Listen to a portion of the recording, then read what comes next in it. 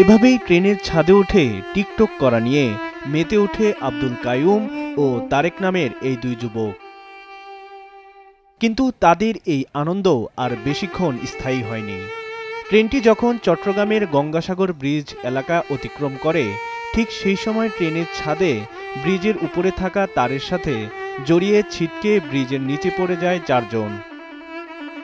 তারা মূলত বসা ছিল, তার মধ্যে হঠাৎ দাঁড়িয়ে টিকটক করার জন্য দাঁড়ালো দেখলাম মোবাইলে। একটি ওই ডিশ লাইনের বা ওয়াইফাইয়ের যে তার আছে সেই তারের সঙ্গে গলায় বেঁধে এখানে মূলত পড়ে, মানে নিচে ট্রেন থেকে ছিটকে পড়ে। ওরা নাকি টিকটক করতেছিল, 4 থেকে 5 জন টিকটক করতেছিল, নাচানাচি করতেছিল। তখন ডিশের লাইন না ওয়াইফাই লাইন উপরে আসছিল, ওয়াইফাই লাইনের সাথে সংগত খাই আসে আপনার এভাবে এলোমেলো সেটা আপনার নিচে পড়ে গেছে।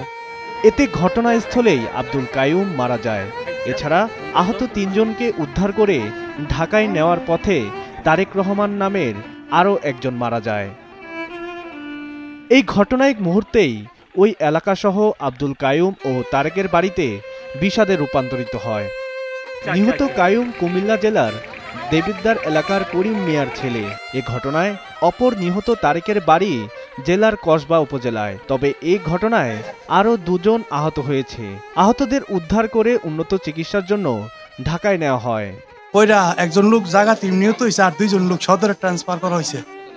এদিকে প্রশাসনের পক্ষ থেকে জানানো হয়, টিকটক করতে গিয়ে ওই 4 যুবক ছিটকে পড়ে এই হতাহত ঘটনার পর প্রশাসনকে খবর দিলে তারা ঘটনাস্থলে পৌঁছায়।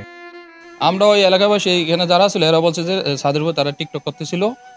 ইতিমধ্যে তারপরে একটা যে ডিশের তারা ছিল এটা ফেস খেয়া 3-4 জনেই পড়ে গেছে। মাছরাঙ্গা নিউজ ডেস্ক। আমার আত্মীয় আছে কি আসেন একটু বোন